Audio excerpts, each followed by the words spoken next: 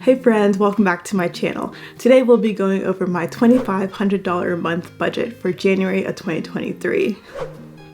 It is now February 8th of 2023, so we are a little bit behind. That's okay, but progress over perfection. So we're doing it. A couple things with this $2,500 a month budget. Number one is that I am doing this budget not based off my current income, but based off of what I anticipate spending in retirement. So this year, 2023, is me trying to figure out how much do I actually need to save for retirement. Hopefully I can stay within that $30,000 annual spend, or about $2,500 a month, but we'll see. So there are two caveats with this budget. Number one is that I won't be including any giving or tithes or offerings or any type of stuff like that for like nonprofits or my church or friends in ministry. And the reason being is that those numbers are based off my current income, not this $2,500 a month budget. The other caveat is that I won't be including any of my retirement numbers. So ideally in retirement, I won't be contributing that much, if anything, towards retirement. Because this year is meant to simulate my retirement, I'm not going to be including that in this $2,500 a month budget. I should also say that I live with my parents, and so that means I don't pay rent, I don't pay utilities, I don't even pay for my phone bill currently. I'm still on my mom's phone bill. Anything related to that, I don't pay for, which I know is a privilege, is a blessing, absolutely. My parents are big advocates for me living with them, and so I don't pay anything to their mortgage is paid off. Like, they pay property taxes, and I could help with that, but they won't let me. Literally, my dad had a plumber come to the house to install a faucet thing, and the cost was, I think, $200, and I wrote a check for it because I had been blah blah blah. My dad was like, oh, he wanted to pay me back, and I was like, no, just consider it my rent for the month. And he was like, that's too much. So if that gives you an idea, my parents truly do not want me paying a dime for living with them. And for that, I'm very thankful. And hopefully I can pay that on forward to my future children and whoever as well. So that is one thing that you will see missing from this, on top of retirement and giving and all of that. I also don't pay rent and utilities. Apart from those two caveats, let's just jump into it now. Okay, so I base things kind of based off of priority generally, but we'll go through it. Tithe, ministry support, IRA, those are all charitable giving or retirement, so those numbers won't be included. And then financial advisor, currently I pay $100 a month for my financial advisor. They say it's kind of like having a financial advisor on retainer, because you can have as many meetings as you want or emails and whatnot.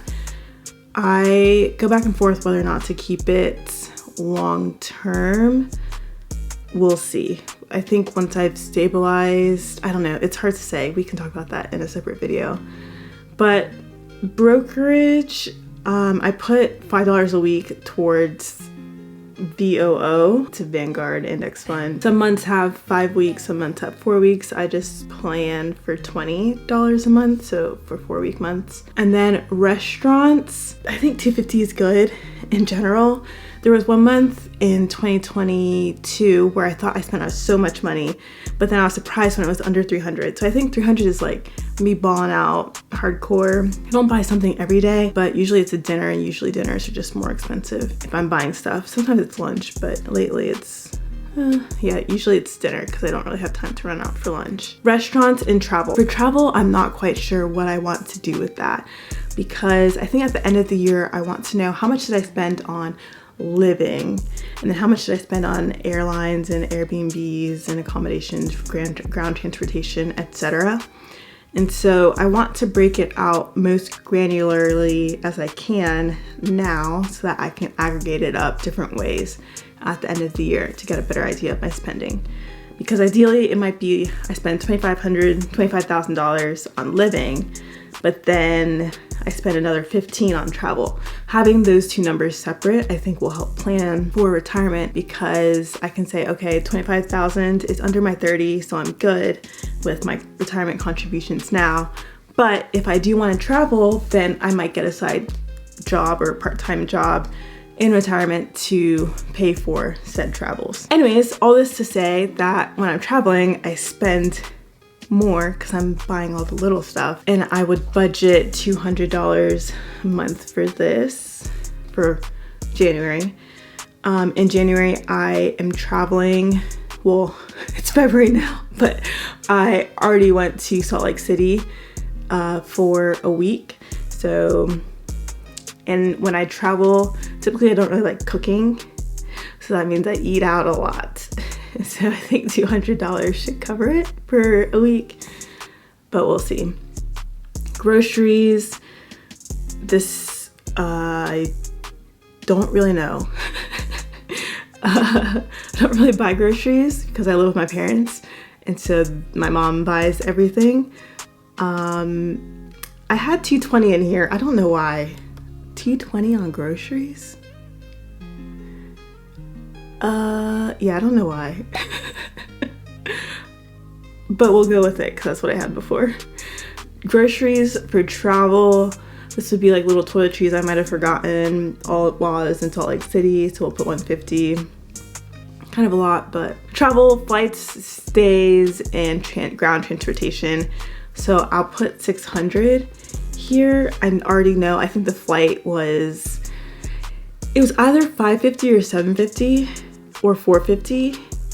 But did I use, I think I had a Delta refund thing. Can't remember if I used it or not for this. But this flight was bought in December, so technically it wouldn't go on January spend, but it should, I think, in my head, because I want to know what did I spend on travel this year. My stay also, I think, was like $450 as well. So this budget is completely blown for sure. There's no way I went under $2,500 with the week in Salt Lake City. And then ground transport, I think, was like $350 for the week of a rental car. So it's been blown.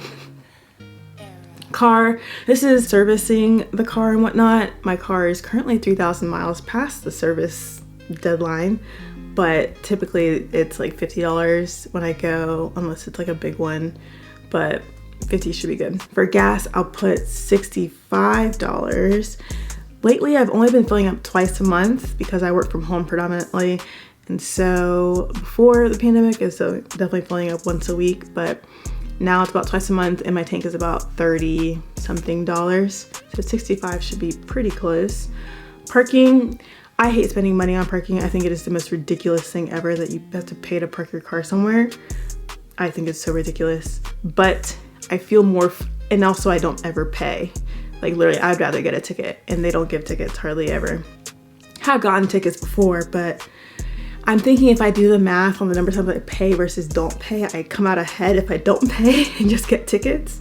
But anyways, having tickets, having parking on my budget frees me to be obedient to the law and to pay. So all of that being said, I'm not really going downtown at all. Well, I don't know if I ever went downtown in January for work, but we'll put $0 despite all of what I just said. For gym, I pay for the Y. The Y, I'm technically on the board of the Y, and so I have a membership there. I think $38 a month, so we'll put $40. Facials and self-care. My facial is like $90, I believe. And if I remember to tip her, I tip her. Self-care, I'd be like if I wanted to get a massage. So I'm gonna put $225. Also, sometimes the facial is like 2x that because, well, 2x 90, 180 or so, because depending on how many spots I'm getting treatment on determines the cost. Entertainment, this would be like going to the movies. I think I'm just never going to the movies ever again. I have fallen asleep at the last 3 movies that I've gone to, which could be sleep deprivation, or I just like really don't care for movies and would rather sleep. But we'll put $0 because I really don't be doing anything. It's really restaurants that I spend money. Yes, we'll skip over this one. We can talk about that at a different time. Shopping, I really don't be shopping hardly ever. There's no weddings or anything that's coming up anytime soon for me, so that's a $0. And then gift, I put $70, and I'm sure there's good reason. I don't know what gift I thought I was buying, or I did buy. I don't know. This is so bad. Okay, hobby, knitting. I want to budget for yarn because yarn is expensive, especially if you get the yarn that's really nice. It can be really expensive. And I like really nice, really soft, machine washable yarn. But I have yet to finish my scarf from last year. So I'm not buying anything until I finish that. Snowboarding. This is what I did in Salt Lake City. It was a lot of fun, highly recommend. But this line specifically is more for a local snowboarding at Perfect North, which is not too far from Cincinnati. This I'll put $250 because I believe I went 3 times in January, and each time is, I believe it's $80 if you buy online and in a group. And so yeah, $250 should cover it. Although I might have bought food while I was there. Not sure. Hobby, YouTube. I did pay for Canva. Canva has been really great already, and I think it's worth the money. I am paying for it because they have a background remover that is like top tier, and compared to all the other background removers online, Canva was one, the least expensive, but also has so much more than just a background remover. So happy to pay that $10 a month. Hopefully I can be more consistent with videos to leverage that even more, but even still, it's been worth it already. Other, this would be miscellaneous that would eventually be categorized, ideally if it's reoccurring or gets too big. Other travel, so this could be buying kind of like toiletries or accidentals, whatever might happen while I'm traveling. Like little things. It could be like I just went skiing, so typically they'll have oxygen tanks. Where does the oxygen tank go on this budget? Other. But I did not buy an oxygen tank. But if I was going to buy something like that, would it go under groceries? Self-care? I don't really know. But other, actually, I'm going to put $200. Now I have allocated all $2,500 for this budget for January. And then over here, I like this little pie chart to see where most of it's going. I think it would be good if I had some sort of a toggle to say non-travel, travel, and whatnot. But you can kind of see my biggest is travel, which ultimately might be separated from this $2,500 budget in the future, potentially. Next largest is, I think, restaurants and groceries. Yeah. Restaurants, groceries, both travel and non-travel, and then snowboarding and facials. That is my $2,500 a month budget for January of 2023.